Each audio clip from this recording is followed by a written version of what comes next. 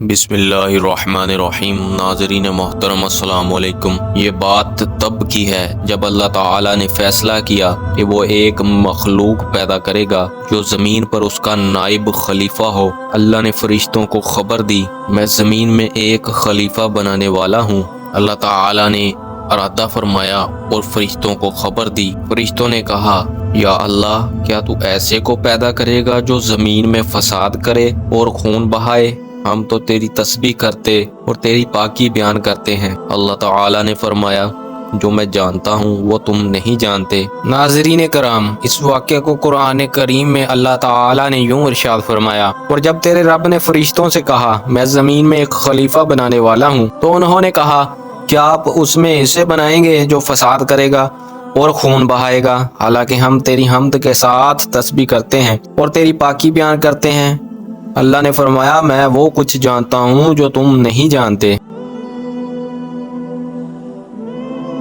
پھر اللہ نے حکم دیا کہ مختلف قسم کی مٹی اکٹھی کی جائے۔ کہا جاتا ہے کہ یہ مٹی زمین کے مختلف حصوں سے لی گئی، نرم بھی، سخت بھی، سفید بھی اور سیاہ بھی، اور مختلف رنگوں کی۔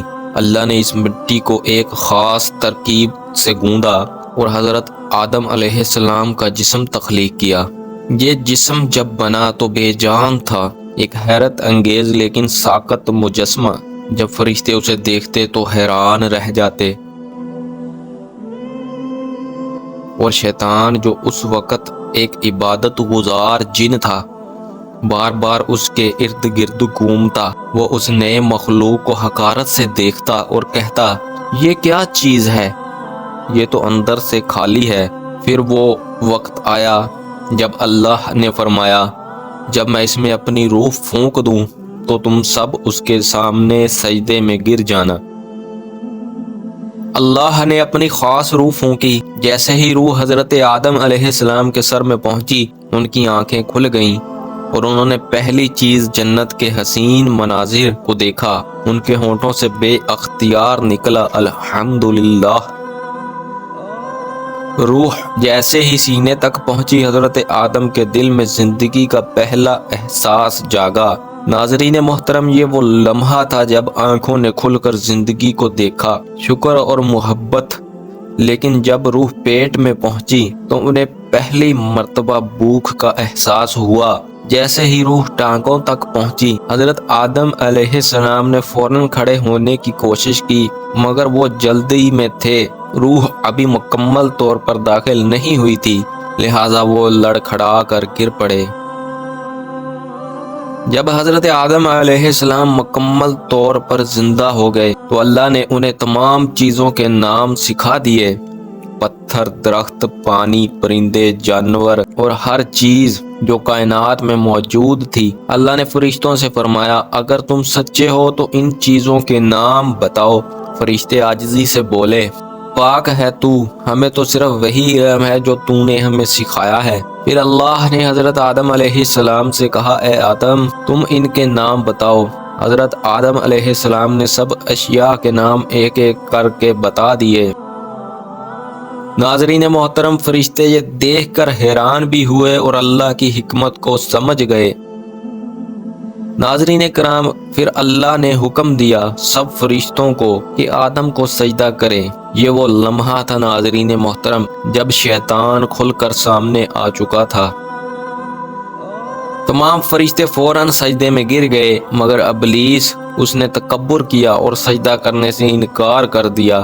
کہنے لگا، میں اس سے بہتر ہوں، تو نے مجھے آگ سے پیدا کیا اور اسے مٹی سے۔ یہ سن کر ناظرین محترم اللہ نے غضبناک ہو کر فرمایا، نکل جا یہاں سے، تو راندہ درگاہ ہے اور تجھ پر قیامت تک کے لیے لعنت ہے۔ شیطان نے چیلنج دیا، میں آدم کی اولاد کو بہکاؤں گا اور انہیں صراط مستقیم سے دور کروں گا اور زیادہ تر لوگ میرے پیچھے آئیں گے۔ ناظرین کرام، اللہ نے جواب دیا، تجھے مہلت دے دی گئی، لیکن میرے مخلص بندوں پر تیرا کوئی زور نہیں چلے گا۔ پھر حضرت آدم علیہ السلام اور ان کی بیوی حوا کو جنت میں رہنے کا حکم دیا گیا۔ اللہ نے فرمایا، یہ جنت تمہارے لیے ہے، جہاں چاہو جاؤ جو چاہو کھاؤ مگر خبردار اس درخت کے قریب نہ جانا ورنہ تم ظالموں میں شامل ہو جاؤ گے۔ ناظرین کرام، چند دن ہی گزرے تھے، جنت کی نعمتوں میں مگن حضرت آدم اور حوا کو بھول ہو گئی۔ شیطان نے وسوسہ ڈالا، کیا میں تمہیں ایک ایسا درخت نہ بتاؤں جس کا پھل کھاؤ گے تو ہمیشہ کے لیے یہاں رہو گے؟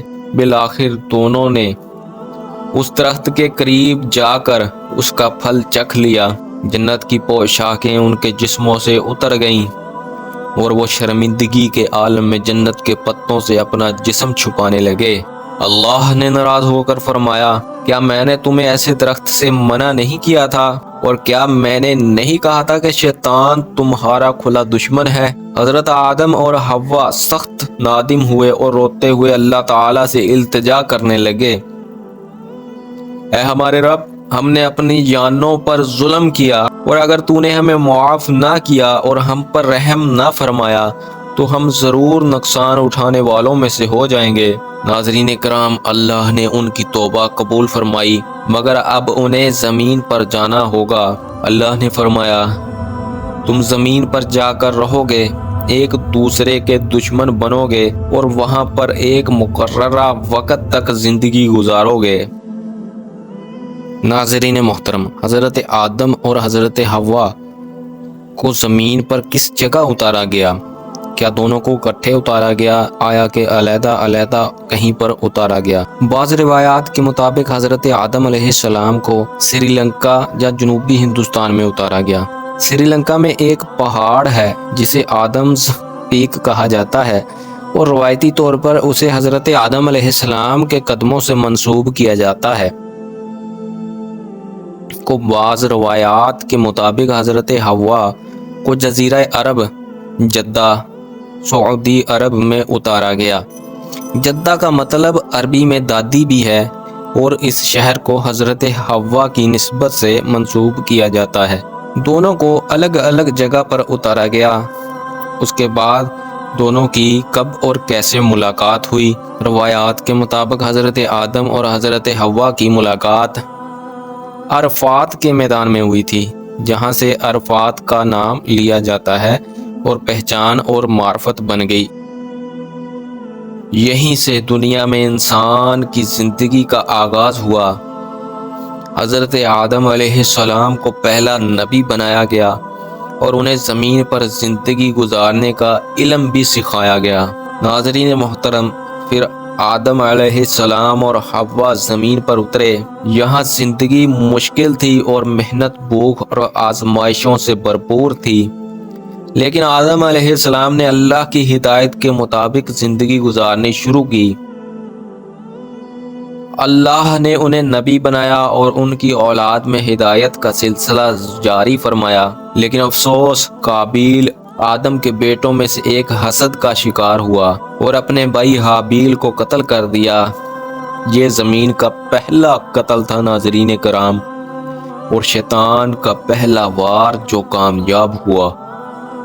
ناظرین کرام، کہا جاتا ہے، روایتوں میں ہے، حضرت آدم علیہ السلام نے 930 سال تک اپنی قوم کی رہنمائی کی، اپنی اولاد کو اللہ کا پیغام پہنچایا۔